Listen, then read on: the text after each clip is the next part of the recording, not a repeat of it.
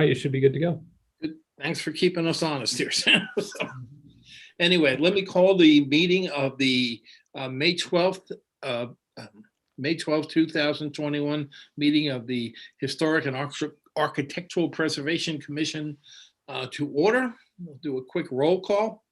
We've got Dana. I see that Dana's there. Here. Corey's there. Houston is absent.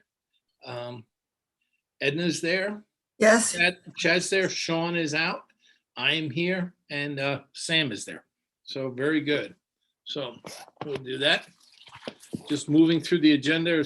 Everyone had a chance to review the agenda. Any changes or whatever that need to be made? If not, let's make a motion to approve the agenda. Do I hear a yes, Corey makes the motion. Thank you. Do I have a second? Seconded. Edna seconds it. Thank you. Okay. Public comments. Sam, do we have anyone who wishes to make any comments? Well, yes, actually, we have Jessica Green. Okay. Jessica, you're on. Sam, is it appropriate for me to comment now, or should I wait till it's on the agenda? I'm not sure how it works with this meeting because it's on the agenda. You know what I mean? Yeah, I think it'd be okay to comment now because it's just happened to be a coincidence. So Yeah. you can stick around for the case. I mean, I think it's appropriate now. Thank you. Okay. Jessica, I understand you're attending a number of meetings on this subject. So Well, just a couple, but yes. Hi, everyone. I'm Jessica Green. I'm the Assistant City Manager for the City of Oxford, and I'm here tonight in the role of Economic Development. And I want to thank you for your service to the city in this role. But in this instance, I'd like to ask for consideration of an extension of the approval for the 22 South Beach Street location. It's already been through the process and their approval expired during the pandemic. And I think that just the pandemic warrants an extension. It was a turbulent, insane, crazy year. And I don't really think it sets precedent because it's a pandemic. We could set that as the rule. But then also, if you feel that an extension is not appropriate, I would just ask for a fast pass, speedy process if possible. I think that this development is great for economic development in our community. I'm excited about it. And I just wanted to share my thoughts tonight with you. Thank you. okay. Thank you, Jessica. Anyone else out there, Sam? There's no one else. Okay. So why don't we just move through and we can get to that particular subject and we can discuss it then. Before we do that, we have the minutes from the April 14th, 2021 meeting. Has everyone had an opportunity to review them? Do we have any corrections, modifications that are needed? No. Okay. Can I'll make a motion. Okay, Corey, thank you. Make a motion of approval. Corey makes the motion. Do I have a second?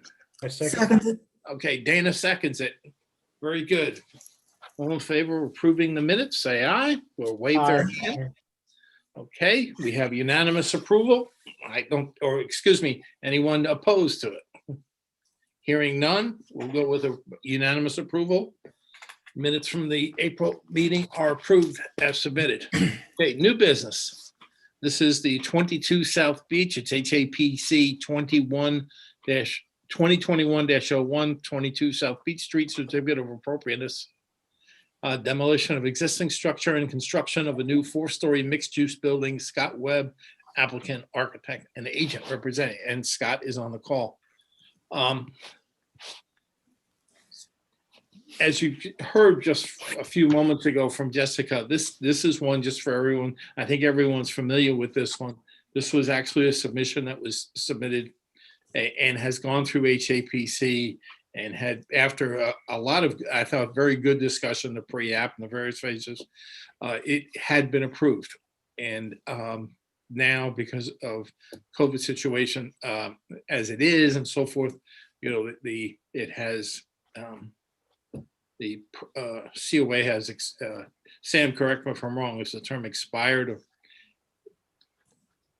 if that's appropriate. So we have two things to pursue today, two options to pursue. One is, as Jessica said, has requested or submitted for us for consideration, that we consider just extending the existing COA for a period of time, which we can decide in this meeting, or we can take the path of going through another review, albeit I think it might be a quick one, an expedited one, and proceed from that path.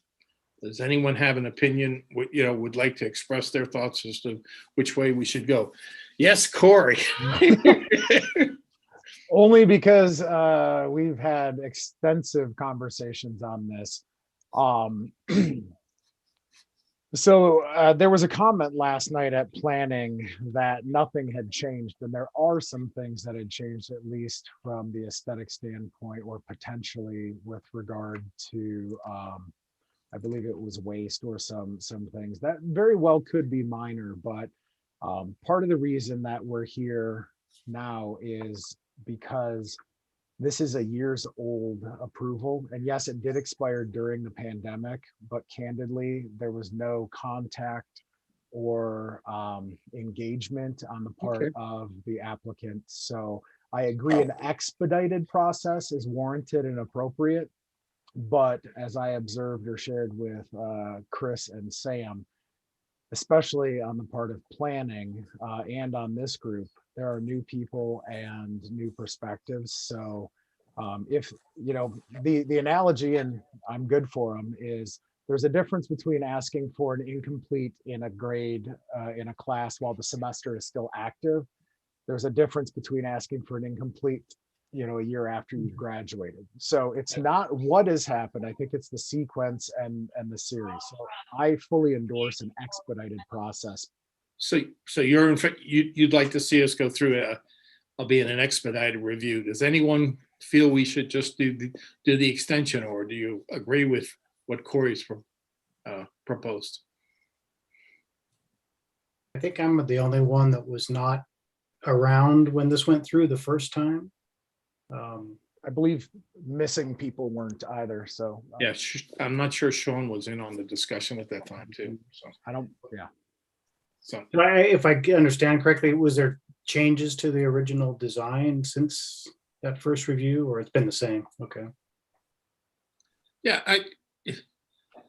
why don't we, at this point, I think everyone's kind of leaning toward, let's go through the expedited reviews. Scott, I know you've got all the material there and submitted it. I think that would probably be, why don't we take that path, and then we can, establish the date, assuming we elect to proceed tonight and go through with that. So also, one other point of order, Chris, sorry. According to our rules, at least on the planning side, just so there's some continuity, and Sam had a point, I didn't know if that was seen. On the planning side, we can only extend for 6 months. We can only extend for 6 months at a time, up to 4 renewals. Mm-hmm. So this would offer the fresh opportunity for an entire runway for this project. Okay. Sam, do you have anything you want to add? I was just going to respond to Dana's question. To my understanding, there haven't been any changes that have been requested by the applicant. There could be some changes that, since the building permit was not finalized, that could result in an HAPC re-review or administrative modification. But I think the more concerning thing for the applicant has more to do with the planning commission process, because it involves city council. Just as kind of Corey alluded to, the ramp for that is much longer, because you have to have a 1.5 month lead time. There's the 3 public meetings essentially, so it's a pretty long process, since this case was involving a conditional use. Had it been unlike the 131 West High project that we spent a lot of time on, also near the city building, that one did not involve the planning commission. So had it expired for whatever reason, which it didn't, but had it expired, then kind of extending or reevaluating that would not have been as big of an issue. So, Go ahead. How long is when is the expiration from the first review? it's 1 year. 1 year, okay. Yeah, and then a month after that approval, back in 2019, in June of 2019, and just coincidentally, City Council adopted the new HAPC code, which we had worked on for many months. It just happened to coincide right after this approval. And so that Okay. automatically actually gave 3 years total. Still the 1 year threshold where you had to get a building permit, but then 2 years to complete the project after that. Let's see. So that wouldn't actually have benefited this project or worked around this issue, but it would have helped on the long end. Had they had the building permit, they would have had longer to construct the building. And then as you might have seen in my staff report, there is also a code requirement now in effect that requires a deposit or a bond for the demolition and the kind of clearing and leveling of the property. We have had some projects stall in the past decade or two that have been issues publicly to have a project not completed. And so we added that in there just from the sake of Uptown District is much closer from a pedestrian scale. And so if something is not completed, it's a public problem. So Thank you for the. And I misspoke. The potential adjustments were not from the applicant, they were code. I misspoke. I read a different note than I had written, so I apologize. So I suggest that since we're here, if we could, can we go through an expedited review and then we can just reestablish the date if everyone is in favor of that?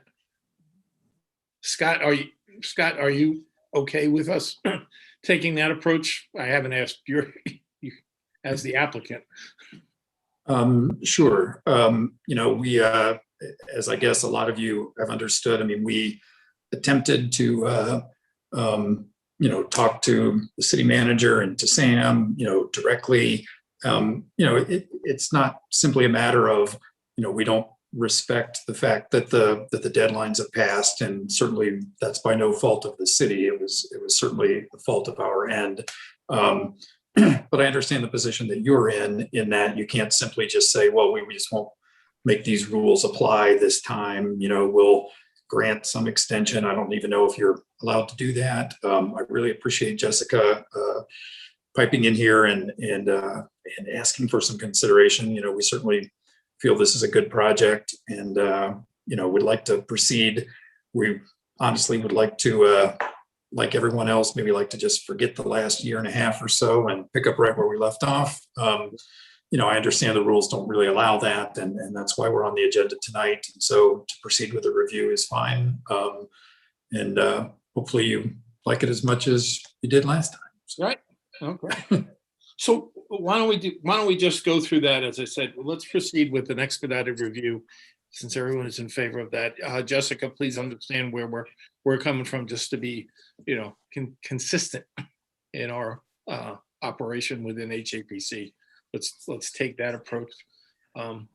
Sam, do you have anything you wanted to start with before we turn it over to Scott to do a brief, highlights of what's there and any changes since the last review?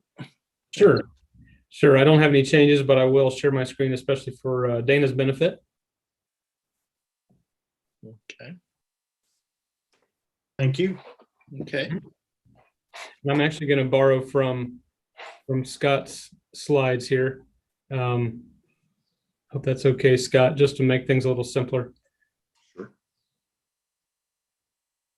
So he's got the location just near the city building there. And then you can see the perspective photograph, current condition, there on the upper right. So this is actually a non-contributing historic building. So that's part of the reason why it was acceptable to remove it, because it's not an appropriate style of architecture and location. It's an automotive-oriented building, and much of it is not two-story, which is a minimum height requirement in the district. So there's a couple more photos of it. There's the site plan, kind of give you an idea from top down, spacing from the church. And I'm going to go back to that previous photo too. The church is actually, you don't think of it as a very big building, but it kind of depends on where you're standing. And I know that what's one thing we talk about a lot of times is what's the context surrounding, but it's actually a fairly tall structure, the historic church next to it. So pretty equivalent to about a 3-story building from the roof peak. So looking from High Street, the comparison would not be as drastic as it would be from Walnut, but this is a large property. Mhm. And so the proposal is to demolish that building, which of course in the guidelines does not allow demolition without a replacement. And so that's what you're doing here is you're both reviewing the removal of a building, even though it's not fully a historic and acceptable and contributing building, but replacing that with something that, so the big question you're asking and answering tonight is the replacement of this building appropriate for the area and the overall historic district? So kind of the neighboring context as well as the overall inventory in the historic district. And then Scott's design or the renderings, which do a nice job of giving different perspectives. And you can kind of see those different angles and then the connection. Those of you that were involved in the discussion previously, using the same materials was Scott's proposal from the Elms Hotel, a couple blocks down. And so for that reason, when we had the in-person meeting, Scott did not actually bring in all of the materials since they're here in the district already. A lot of times we will ask for any new materials, which ended up in the conditions for those to be brought in. The glass railing, those types of things, the ephes, that kind of thing. So speaking of those new materials, this would be a new introduction that we don't have in the district or really anywhere in Oxford that I'm aware of, is that railing, that transparent railing.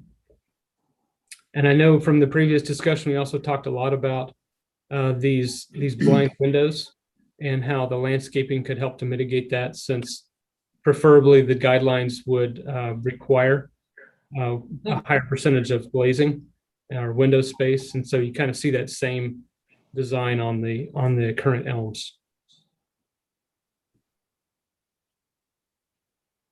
And that is all I have for slides. Be happy to go back through them if you have any questions, or we can turn it over to Scott. There were 5 conditions of approval previously that talked a little bit about that. And those of you that have been around on the commission for a while might recall some conditions that would require the site to be leveled and cleared within so many days, that kind of thing. And our belief is that's really been handled by the new code now, so we don't need to have that level of specificity in the approval. So, so the landscape plan was a requirement, part of the condition. The offset relief, sometimes the shadow lines that are shown in the drawings aren't quite as pronounced as they are in real life. And so that was something that was requested and made as a condition. And then the materials is sort of a general condition. If you saw in your packet, we included that letter from May of 2019. If there were any changes from the Elms Hotel, the main building, that those would be reviewed and potentially approved administratively. And so some of that ended up in the comment letter that came out from our department during the review of the building permit. But as you heard previously, that hasn't been finalized. The building permit hasn't been issued. So those things haven't been resolved yet to this point. We expect they will be. They just haven't been to this point. And so this process would allow them to move that along. Okay. And that's all I have to share. Okay. So why don't we turn it over to Scott? But Sam, just real quick, those glass panels along on the roof, the top floor, wasn't Brick Street thinking about putting those in? When they That's did? true. They do have that on their plan. And so they could potentially be the first ones to have those in the district. Okay. I don't know if it'd be the same manufacturer or not.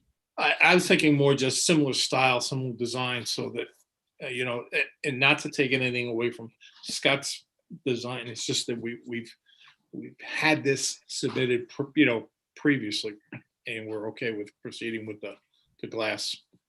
So just drawing it to people's recollection, that's all. Okay. So Scott, you want to take it from here and just briefly walk us through? I don't Sure. know You don't if mind you just- go through the detail. What I'd prefer is that, sometime, an overview of sorts, and then those that want to ask questions, perhaps Dana, who wasn't here, he may, ask a few questions and so forth. But the rest of us, I think, as you go through this thing, this thing will come back into memory. Okay.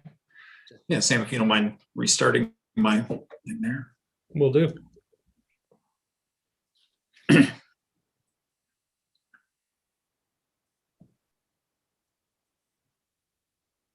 Okay, so this is, perhaps a more complicated building than most that we've done in the Uptown District because of the amount of grade that goes on along Beach Street here.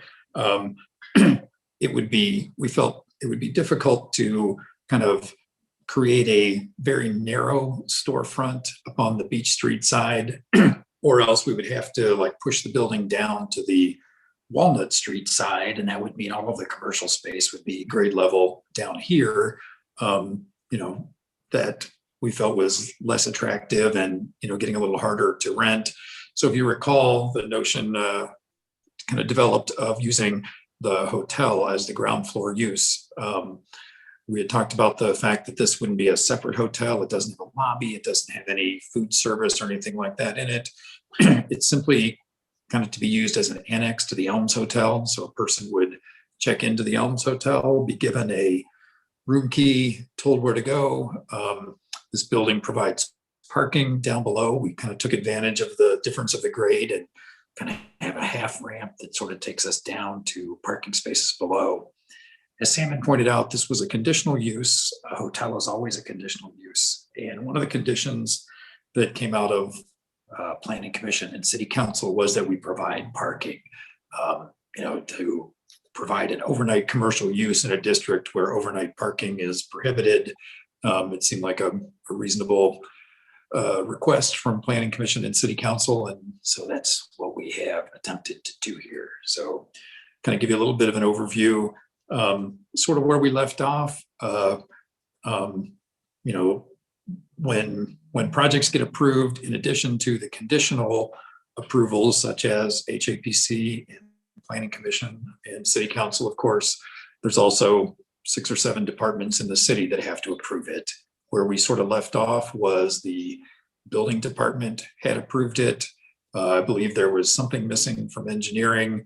We have a couple minor considerations to discuss with zoning, but we were sort of right at the gate, ready to turn in our final revisions and missing pieces when the world sort of started to collapse. And in particular, the hotel and restaurant businesses were devastated by the pandemic. My clients here are not just Oxford people. Their name is Hotel Development Services, and their larger company. Hotels are the business that they're in. So they had a pretty rough year, and obviously for those reasons decided to just kind of put the thing on ice for right now and come back. So that's kind of where we are today. This hopefully will look familiar to you. What you're looking at here is the view from Walnut side, pretty much the view I would be seeing out my window at the moment. Because of the change in grade and holding the hotel use up at the Beach Street level, it puts the little balconies for the hotel above street level. You can kind of see people walking on the sidewalk in the rendering. They're actually below the feet of the people on the balcony. So we felt that offered a nice degree of privacy, and landscape was very important to this building in particular. And we have a landscape completed, and we'll be bringing that with us to Planning Commission. But creating this sort of double layer of screening, both with street trees and then kind of in our own tree lawn, was sort of important for, we felt, the look of the building here. So anyway, moving on. So you saw this one, we know where this is happening. So we'll just kind of jump on from this one. Real quick, Scott, has there Yeah. been any additional discussion with the church next door? Or are they still in favor of this? Because I think the last time this came in, there was some discussion about the close proximity and so forth. And if I recall, the church was, I wouldn't say they were in favor. They were not opposed to building this. Right. And we can take a look as we get into some of the next couple slides as to, how we sort of address their concern and hopefully why they were not left with a outstanding concern. So yeah, we'll look at that as we move on here just a little bit. So as far as the demolition side of this, I think Sam pretty much covered it. There's no reason to save this building. I don't think anyone is looking to do that. And so I'd like to kind of focus on the new building, and let's move on to the next one. Okay, so this kind of describes what I was talking about before. So you can kind of see on the little rendering up on the top right, we sort of picked the highest level of grade, decided to make that a shared entry, both for street level hotel guests and for the other residents in the building. If you recall, the fourth floor, which we'll get to here in a minute, was actually going to be a rooftop restaurant. We kind of just talked about the fact that, we didn't feel like restaurants or retail businesses would do that well on Walnut Street, but we felt that the fourth story here might be kind of a unique opportunity that really hasn't happened in Oxford yet. So, we've got a lot of commercial use in this property. We're actually exceeding the minimums by a pretty good margin to provide an active couple commercial uses here. Beach Street, as you can kind of see from the grade line, starts to fall that way. It also falls to the west and allows us to kind of tuck the little half ramp down there in the corner as far as how the hotel guests would get into their private parking area. Next slide, please. Before we move on, I'm sorry, Scott. Hmm. Is the trash thing the one is that a new addition? Was that on the last rendering where you're handling, Yeah. which is, I think, adjacent to the ramp? Yeah, it is. I mean, that's the place that it's always been. We've been working with Dave Trelevin and engineering as far as how to go about that. We've got the screening gates on there. I'm looking out my window here. There's a couple of weird retaining walls that are sort of showing up on the plan there that would end up coming out. Yeah, that's kind of always been the location there. Okay, thank you. Scott, Yeah. While we have this up, in the same vicinity as the trash, and then there's the white strip going up and down next to the gray strip. I remember there being discussion about that having to be there for fire egress, but because it was on the adjacent property, you were able to go up to the property line. Am I remembering that correctly? Yeah, so there are no setbacks in the Uptown District. We could always go to the property lines. From a building code fire protection perspective, anywhere that there's windows, we can't be on the property line. Okay, that's what it was. So that's kind of led to the north side of the building, providing those balconies. That gives us some relief to the church that we're about to talk about, and also pulls the building off the property line so that we're allowed to have windows on that side of the building. Perfect, thank you. Yeah, the part that's actually up against the property line at the northwest corner, as you're looking at it there, that's just simply an egress stair. So it has no windows, there's no occupants in there. And that egress stair kind of dumps out and allows people to go as a second means of egress toward Walnut Street. So, all right, next slide, please. So because this is, we consider kind of a companion building, for lack of a better term, to the Elms Hotel, and because the Elms Hotel is private, we're not dealing with brand standards. It's not a Holiday Inn anymore. We decided to kind of pick up some cues from that building with the limestone colored, actually precast arches here, the spandrel panels. You can kind of see between the glass on the top two renderings would be similar. And then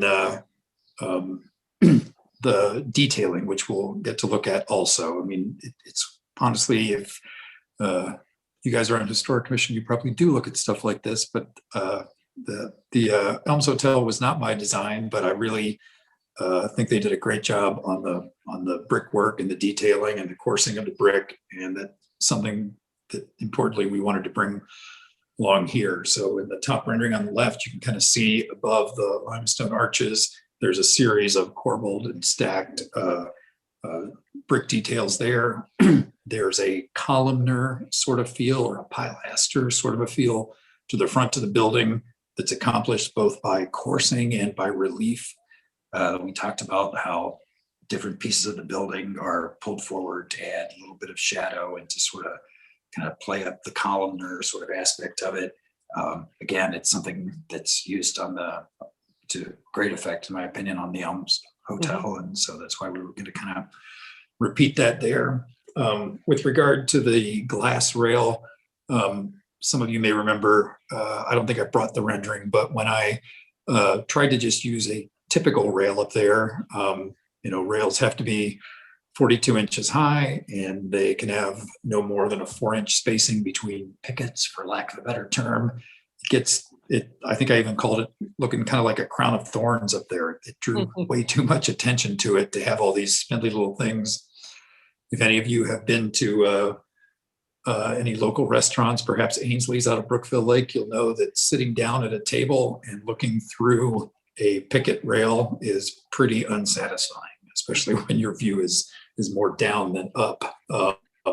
So the idea of the glass rail, we felt sort of served two purposes. It improves the experience for the guests on the deck. They'll be able to kind of look through it and have a nicer view there. And then from the ground looking up, it's just less finicky. It's less pieces, less fine mesh, so to speak, up there to provide the safety that the glass rail can do in its place.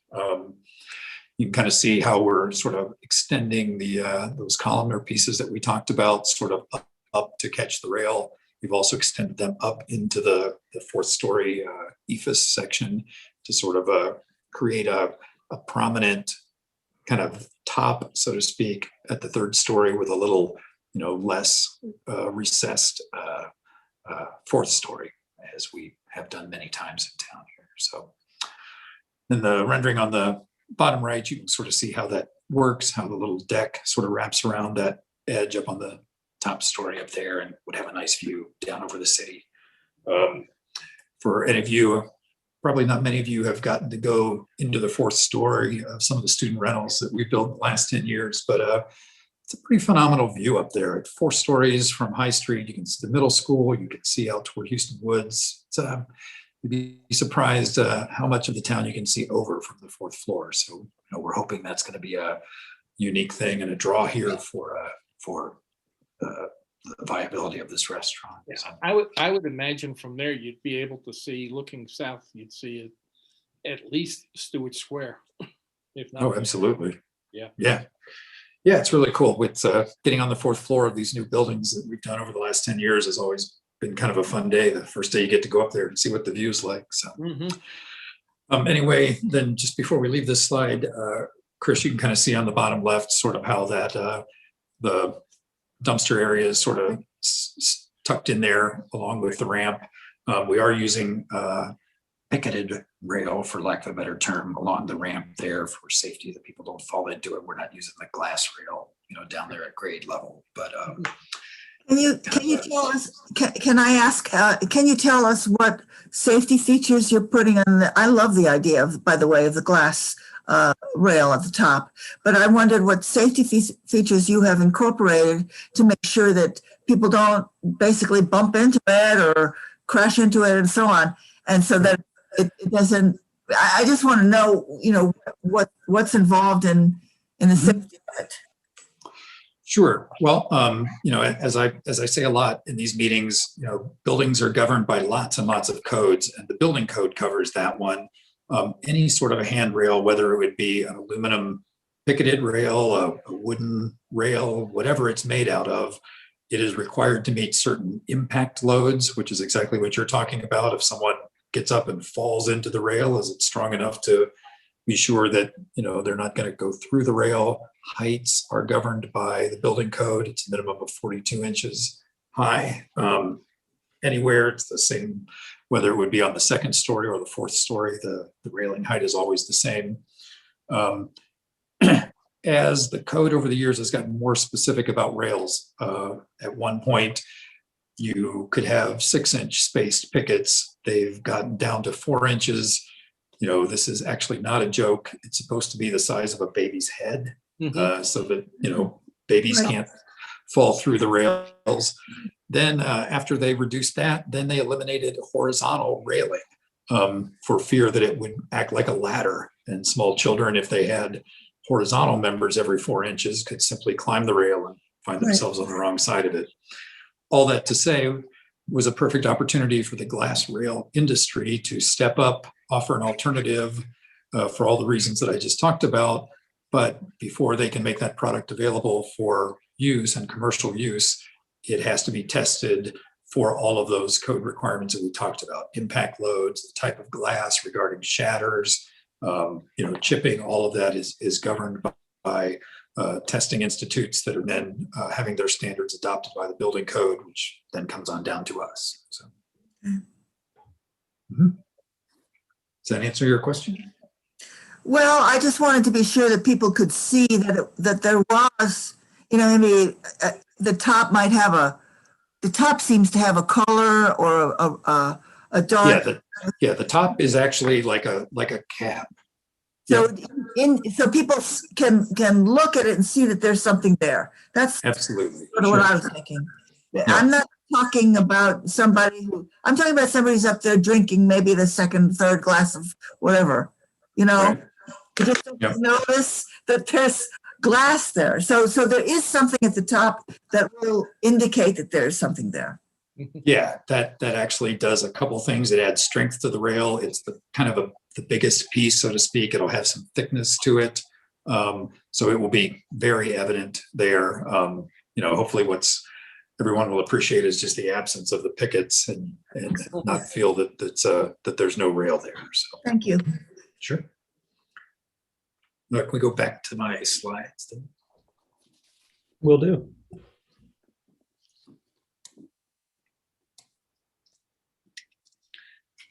Okay, we can move on to the next one. So this one, if you recall from a couple years ago when we started this, we put these slides together to talk specifically about this particular end of the building. And this led to the discussions about relief and coursing and detail. So you can kind of see here the bottom picture in the middle shows how when they did the blind windows at the Elms Hotel, how they actually used a stacked bond in there. So running bond is like typical brick, the brick above laps each brick by half. In this case, it's a stacked bond, so the joints will be straight up and down and straight horizontal, just to give it a little different look without changing the color or anything like that. Another thing that we talked about is you may or may not have noticed there's actually two different bricks on the Elms Hotel. The brick on the lower 2 stories where all the detail is has what I would call not very much range. And that means that the bricks are pretty consistent colored. You don't get some miscellaneous light and dark ones. If you look at the top of the Elms Hotel, that brick actually has some range to it. There's a lot more variety of color in it. It's not our intention in any way to use the 2 bricks, and it is our intention to use the brick that's on the bottom, the more consistent color like we're showing in the rendering. So you won't have random blacks or tans or anything in there. Most of the buildings that you've approved with me over the years, it's just a preference of mine. I don't like bricks with a lot of range in them. I don't think they're historic. I think that bricks in the historic district should probably be, I apologize for that. But anyway, I think the bricks in the historic district should be more consistent, so to speak, with not so much range in them.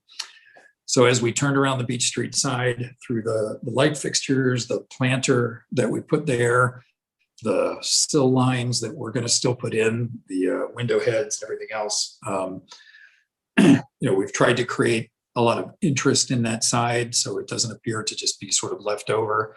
And it's a good opportunity to kind of highlight some of the coursing details and see how the columns step back and forth, the blind windows. There's a fair amount of relief on that end of the building. The awnings are there just to give a little softness and a little kind of highlight to the entrance. We may at some point ask, come back to you to ask for a logo on that sign. At this point, we haven't really, since we don't have a restaurant, we don't know what's going to happen up there, but it would be likely that there might be some kind of signage requirement for the restaurant, and the awning might be the place to do that. But we'll be back to you with signage regardless down the road. So then next slide, please. And so this one's just kind of an overview kind of all sides. Looking at the church sits, I believe, if my memory serves, about 15 feet off the property line. As I mentioned, we're going to push our building back in order to have windows on that north face of it. The church right now, I don't know if you remember, but the stairs to the second story of the current Messler building is actually even on the church's property. So cleaning up that edge and improving the landscaping for the little patio spaces for the hotel suites would improve the landscaping for the church as well. So as you recall, they were not opposed to this, and so far we believe that they're not. Details typically to a lot of the buildings that you've approved with me before, we tend to do nice multi-step cornices on the top. You can see that kind of wrapping around all sides of the building. We don't cheapen the materials as we go around. The brick will be on all four sides of the building. We're not going to switch to block or anything like that. We just try to make what we believe to be an attractive and unique building to improve the Uptown District. So be happy to answer any questions and appreciate your consideration.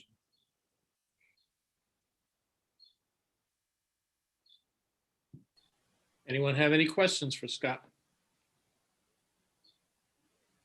Okay.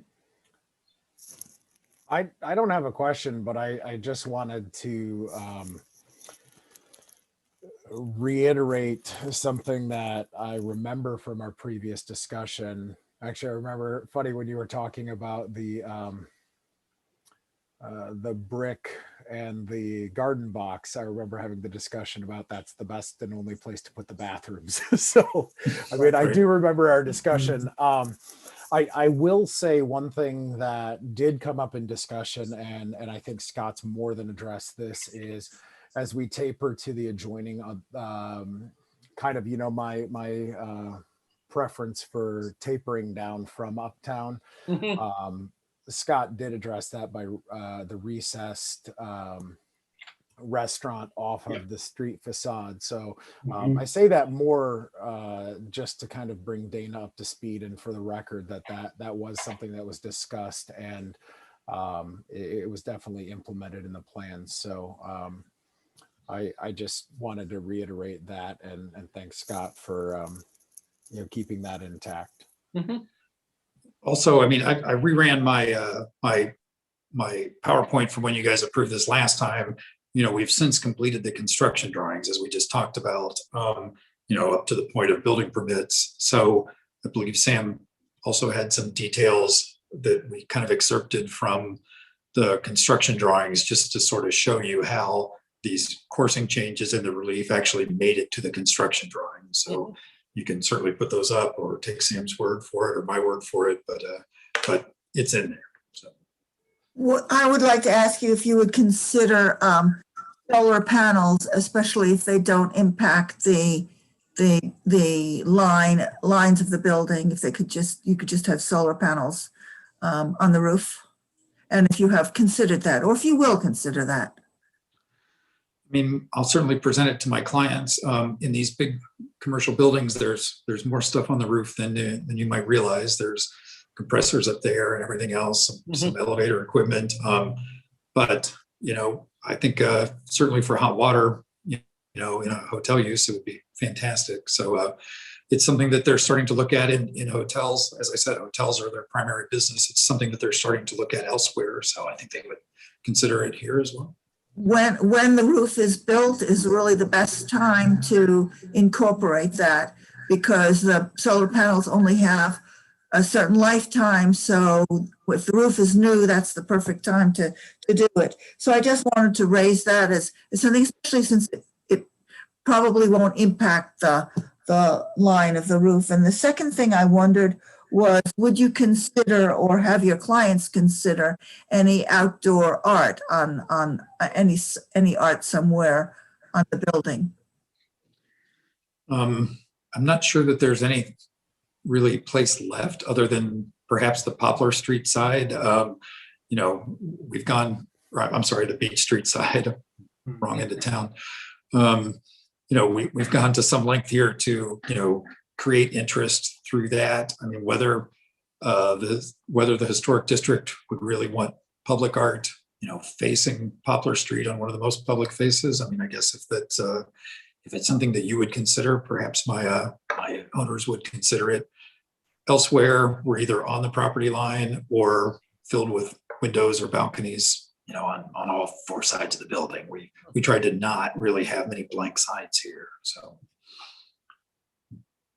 Scott, to piggyback Edna's question about the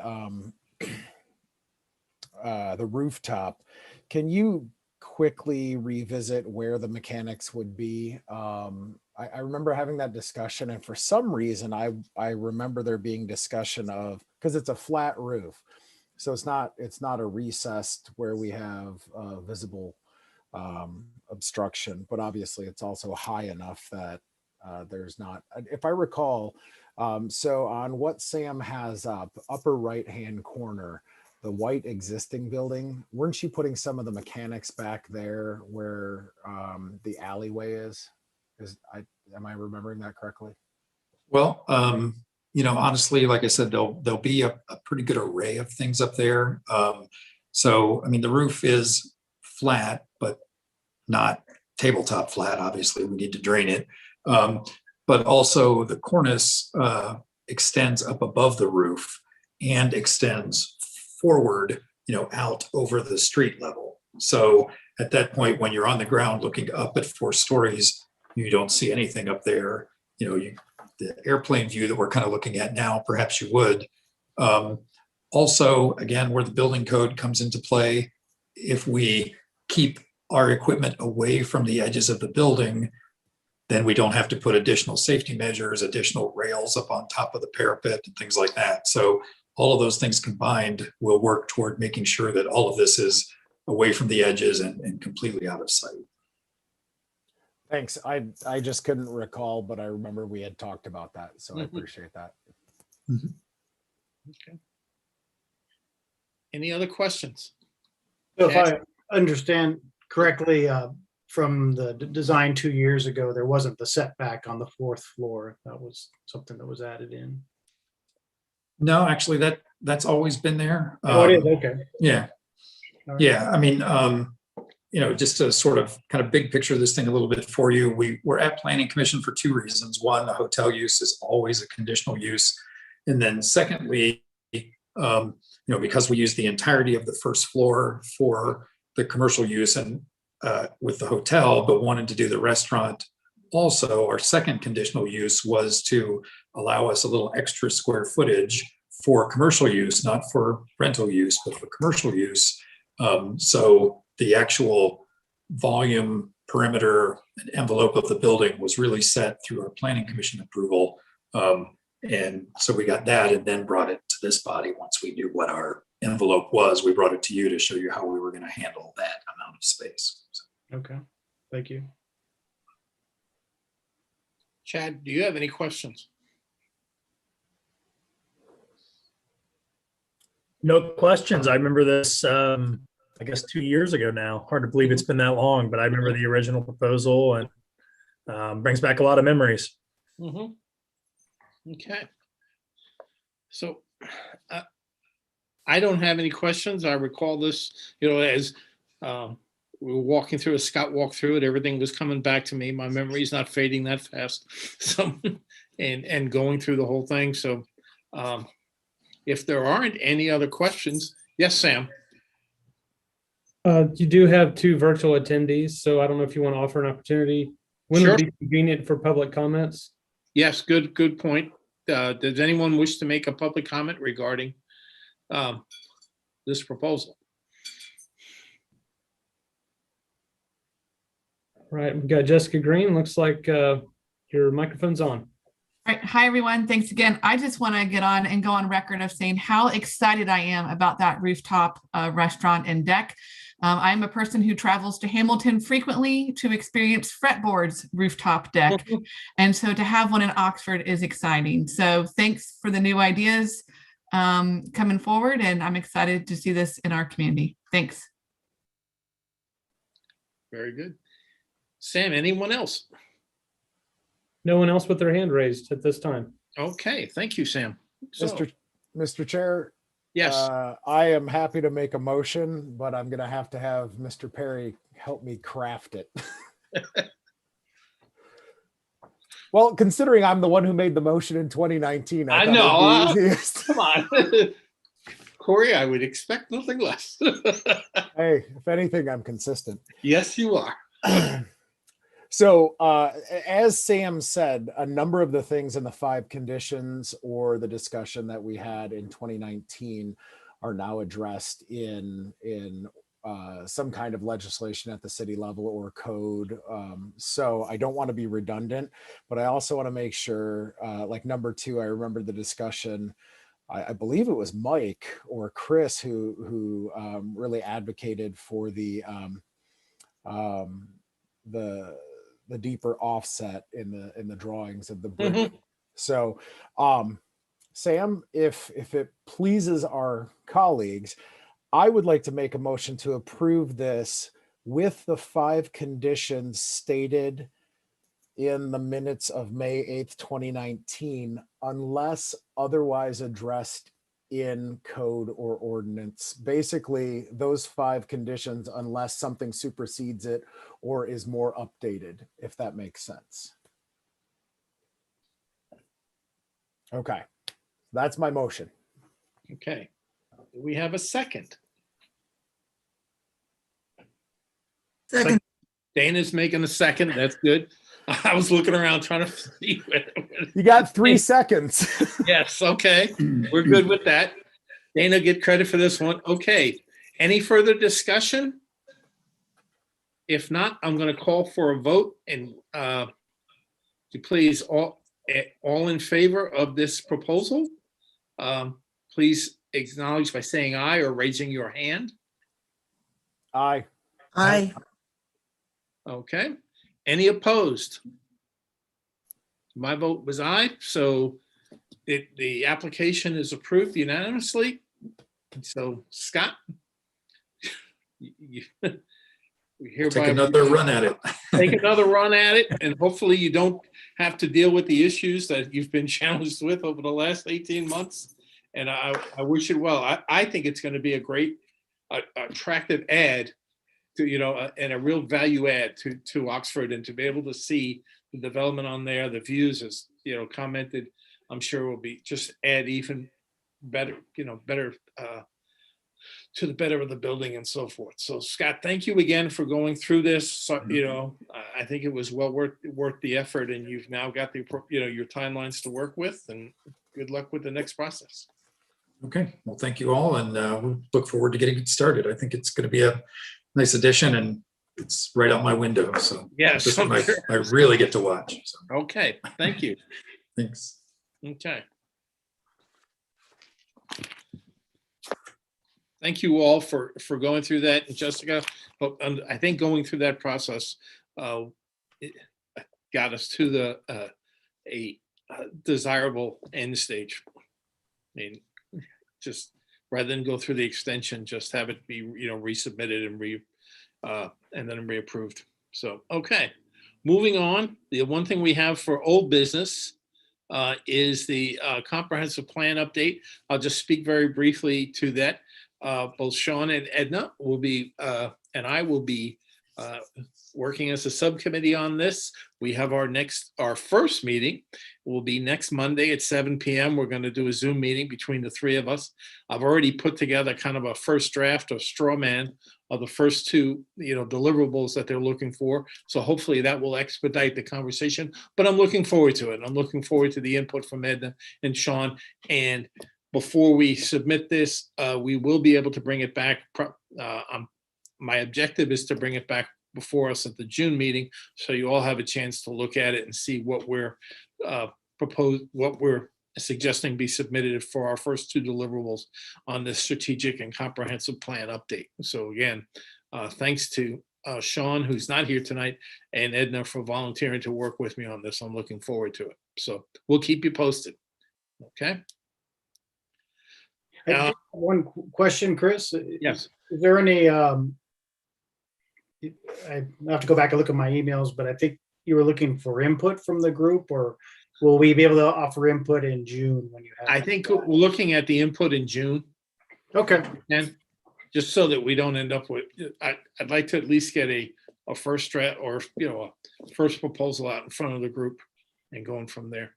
Okay. Sounds good. I think I submitted, if you do have anything, I believe I sent out to all of you the information that Jessica and her team had forwarded out. So by all means, if you do have something you want to send to me, I welcome any and all feedback, but right now we've got some things going, and our first meeting will be on next Monday. And going from there. So Dana, while we have you, if I can put you on the spot, how are we doing on our marker?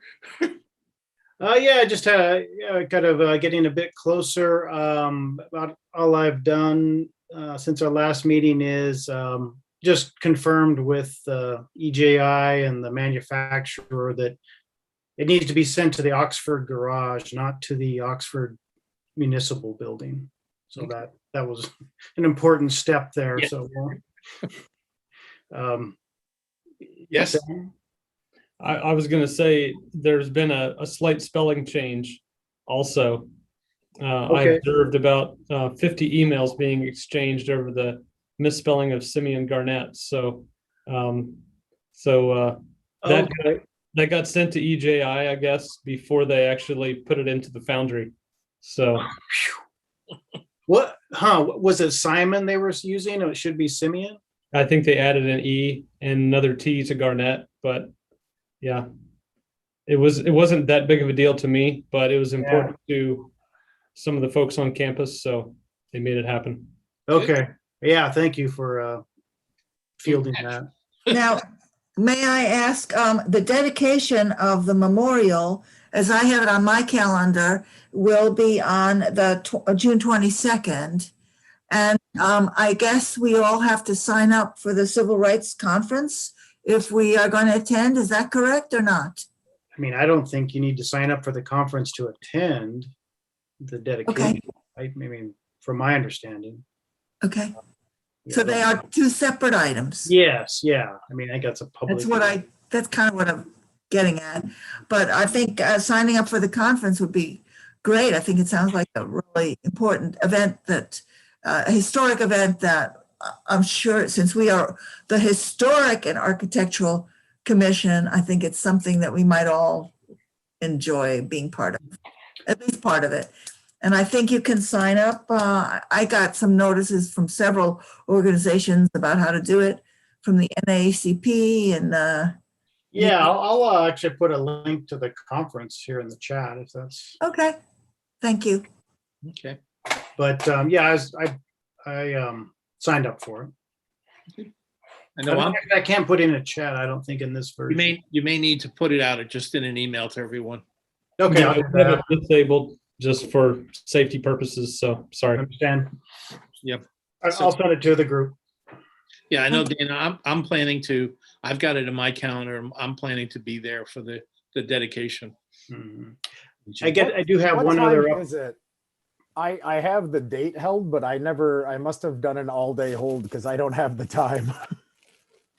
I don't either. The time is the for the dedication. Yeah. Yeah, I don't know the details of that. Yeah. Okay. No, that explains why I just have an all-day hold. So Yeah, I okay, kind of the perfect. same thing, Corey. Yeah, I don't see anything on the schedule. Well,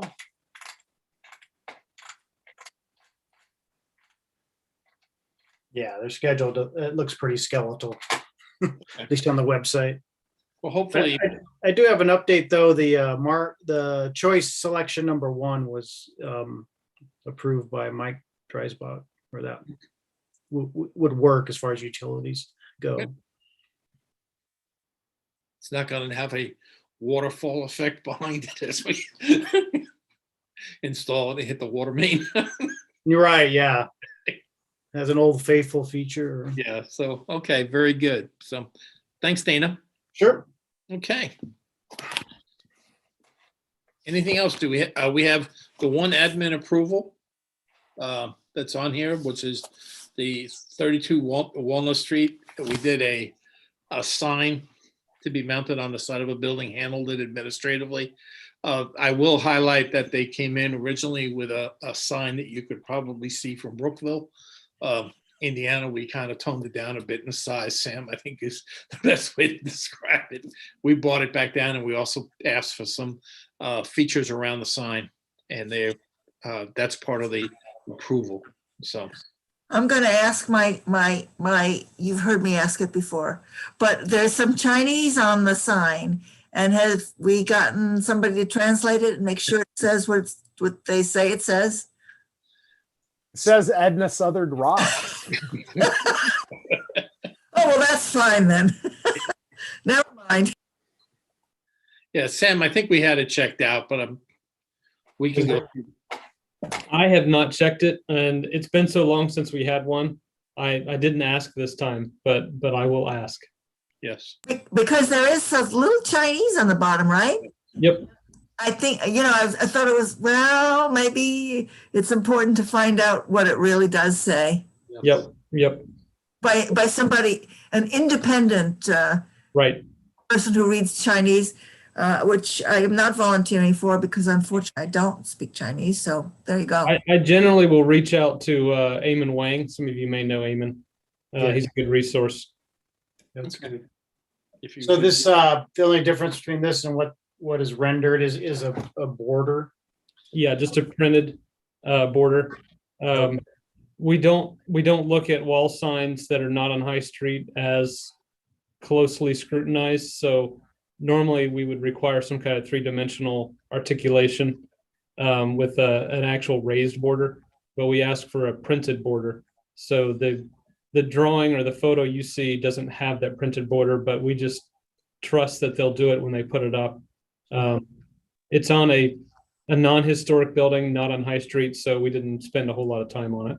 Yeah, we did. What did we brought it down to 5 feet or something like that? I think they had it 8 feet long, and it just seemed a little bit too large for that pedestrian scale environment. I think we brought it down to ask them bring it down to 5 feet. Is okay. So this is facing, that picture's on Walnut. Or- Faces Walnut. Yeah. Okay. I Is just that think, lighting still there? Is that lighting existing, or is that? Yes. Okay. Okay. And that door is the entrance to the Relax Club. Yes. Okay. Okay. Yeah, it's been. for a long I time. just don't want us ever to be embarrassed because we forgot to ask the question about, what it says. And- Yeah. Okay. Good point, Ed. I thought there was something in there, but we'll check it again. Okay. That's what the translation is. So anything else? Do we have any new business that we haven't handled so far? Yes, Edna? Yes, I do. There has been discussion about the historic tours. Valerie Elliott has asked everybody on the little committee that does the historic tours, usually in May, as she's asked, and she's asked me and Corey Watt and Mike Smith and Steve Gordon. And the 5 of us are working on, there'll be 4 tours. We're talking about doing them in June because the mandate for mass ordinances has just been changed so that we feel comfortable having a larger than 10 people gathering. So this has just come up, and I wanted to ask for your input in making sure that people know about it, because there's very little time for publicity. And she, that is Valerie, is going to send out some publicity to the newspaper and so on, but she's worried that people won't know about it. So if you can, please spread the word. If you want more information about it, I've got the actual tours, and I can. Do you want to know that now? Yeah, here they are. I'm not sure. Sam, is Jessica still online? Or did she drop off? She is, but I'm not sure she's taking any questions right now. Okay, but I would just ask as a, if we're still sending out the newsletter, the city is sending out the newsletter and so on, perhaps there's an opportunity to put it in there in the next edition of the newsletter. She does have her hand up. Okay. I'm happy to do that. If you can send me like a 1 or 2 sentence blurb about the tours, I'll be happy to include. It goes out Monday, and I write it on Friday. So get it to me soon, please. Okay, it will be done. I have the names of the tours and the places we're going and who's leading the tours right in front of me. Wonderful, Edna. That'll be perfect. Thank you. I will get it to you. Thank you, Jessica. I had a question, Edna. Would those be like for weekends in June? Yeah, they're Saturday mornings. Okay. The 5th, 12th, 19th, and 26th. It's Glen Acres, West Pizer Place, Woodland Terrace, and Withrow. Okay, So, great. I'll attend. oh, I got good. roped into HAPC. Hey. That's That's how it right. all started. It was the gateway. Hey. That's right. And that was wonderful that you joined and that we were able to give these tours. I think it's a great way to publicize what we're doing here. Yeah, I really enjoy them. So. Okay. Anything else? I have one closing comment I just want to make, and then we can adjourn for the meeting unless someone has anything else for the good of the commission. Okay, hearing none. I know we've been very fortunate, and I appreciate everyone's efforts at working with us in terms of doing these virtually. But what Sam and I had a brief conversation this afternoon, and all likelihood is that we will begin migrating back to an in-person meetings. We may be able to yet. We're not sure yet. I'm waiting to see what city sets out there in terms of how they want to handle council meetings and so forth. We will follow, of course, their same pattern.